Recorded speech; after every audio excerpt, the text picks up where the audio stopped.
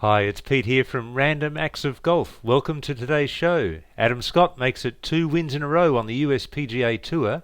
Today we're going to learn how to play the flop shot and also witness one of the great escapes of all time by the master, Seve. It's something you will not believe. And speaking of things you won't believe, wait till I introduce you to Bruce. He's got a swing you just will not believe. All this and more coming right up.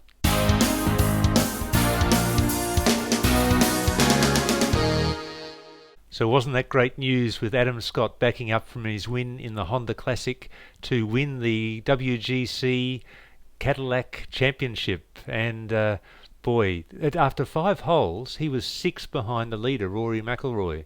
And there was quite a bunch at the top of the leaderboard. They started to drift back, and on the back 9, Adam had 4 birdies to come right into contention and eventually take over the lead. On the 17th hole, he actually had a putt for birdie, which would have given him a 2-shot buffer coming down the last. And with all that water on the last, I wouldn't mind having a 2-shot buffer.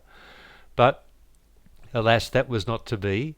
He played his tee shot out onto the right, and he was behind a palm tree. It didn't interfere with his shot as such, but it did get in the way of being between him and the green. So he elected to play a shot over water on the left. There was a big strong wind blowing from left to right, and he was hoping that wind would actually help him to get the ball back onto the green. It didn't happen. The ball hit the bank on the left of the green and started to roll back down towards the water, and luckily for Adam, it stayed up. Now let's have a look and see what happened with that shot. We'll just show you that shot now. The difficulty with manipulating is it's coming out of the rough, which is tougher to curve it than the fairway. Also, the ball is a little above his feet, which is more difficult to fade. You wouldn't want to push this because that might get a ricochet right back at you.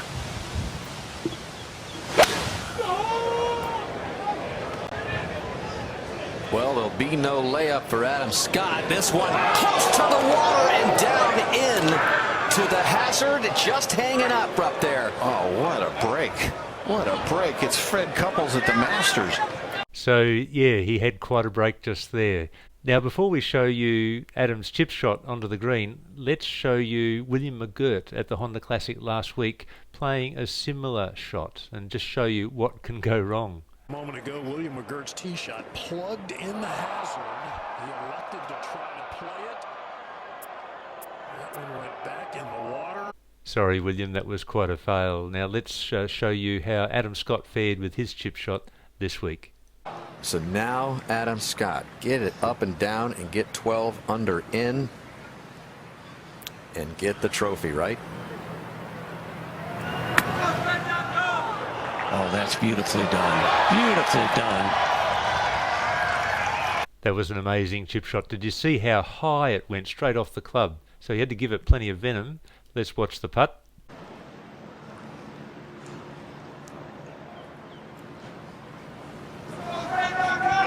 Adam Scott is 2 for 2 in Florida.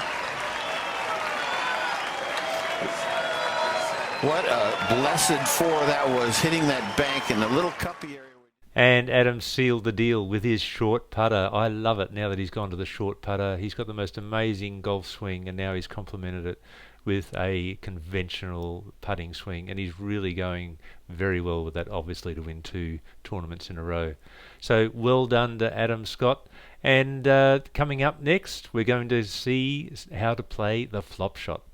The flop shot, definitely one of the hardest shots in the game of golf, and if you were to get one person to show you how to play it, it'd have to be Phil Mickelson. Now, he's not just going to show you how to play it, he's going to show you an amazing little trick shot. Please do not try this at home. Don't try it anywhere, but just sit back and watch in awe of Phil Mickelson's amazing skills.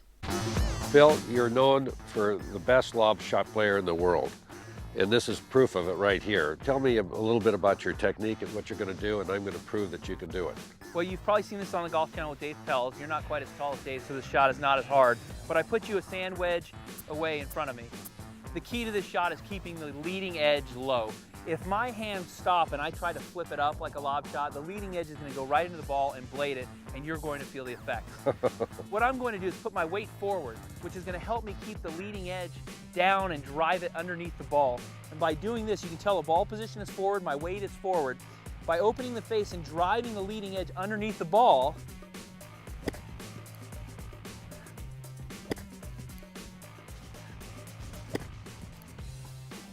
I'm able to get it to pop up and come in softly. I did blink. It didn't get over you by much.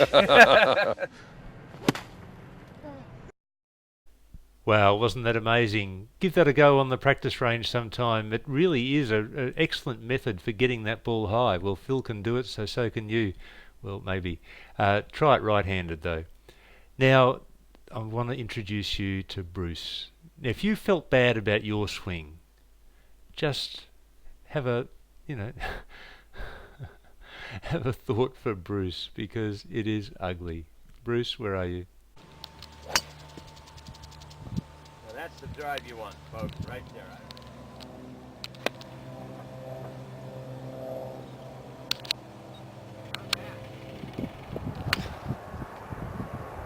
That's good. That should be nice. Oh, it's in the cup. Another Great shot, Bruce. You don't know how good that is, Bruce. Perfect, Bruce. Absolutely nice.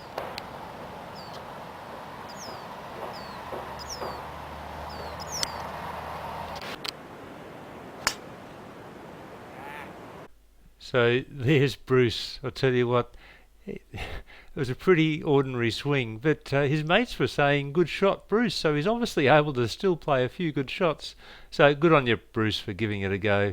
Now, you viewers out there, just try and eradicate that memory from your brain, because that's not something you want to take into your next game of golf.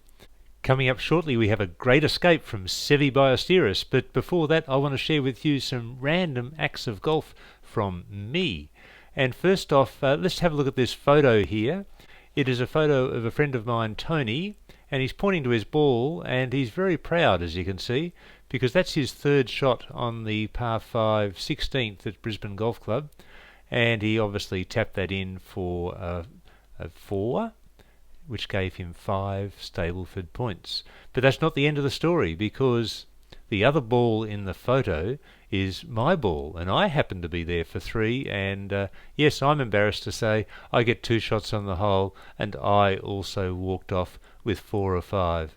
So that's not a bad effort. 2 5-pointers on the one hole. So that's a lovely random act of golf from Tony and myself.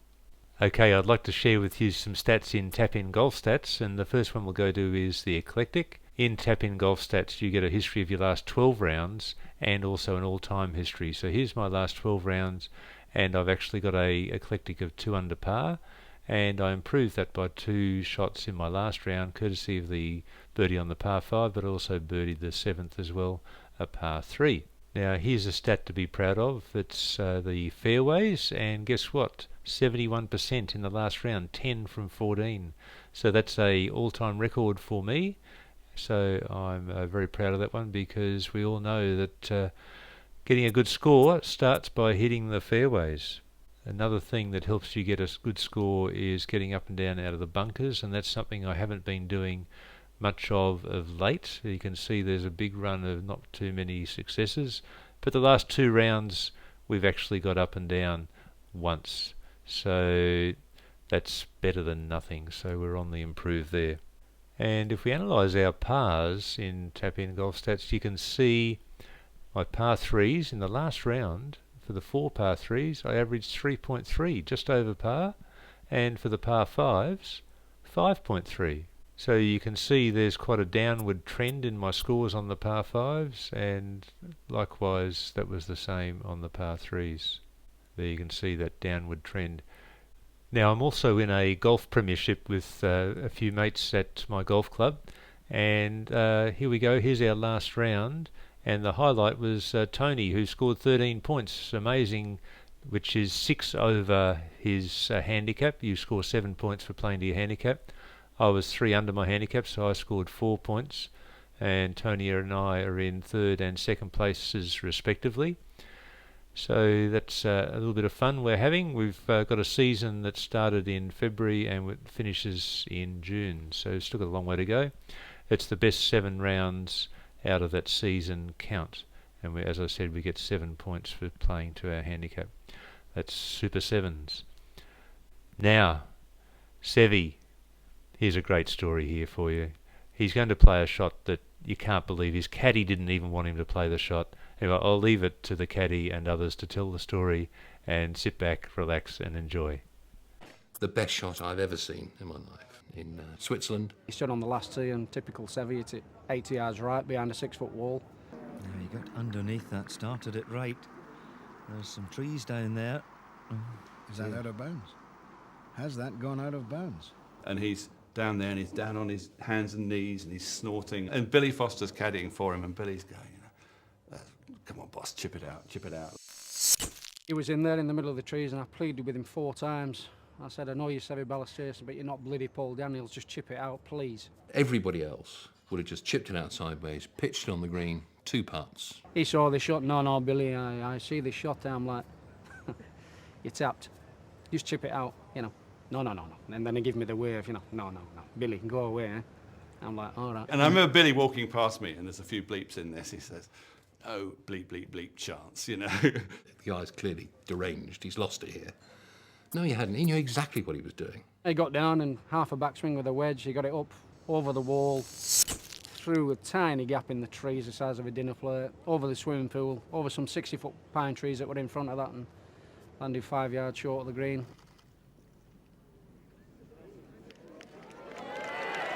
Yes! Ho-ho! Well, we haven't seen Seve like that since, 1984 at St Andrews, I think. Did he enjoy that? And then he chipped in for birdie. I had to get down on my hands and knees and bow to him because, let's face it, he was a god, wasn't he? And that's it from Random Acts of Golf for this week. Fantastic way to end with that miraculous shot from Seve. Miraculous shots. And we look forward to seeing you next time. Bye.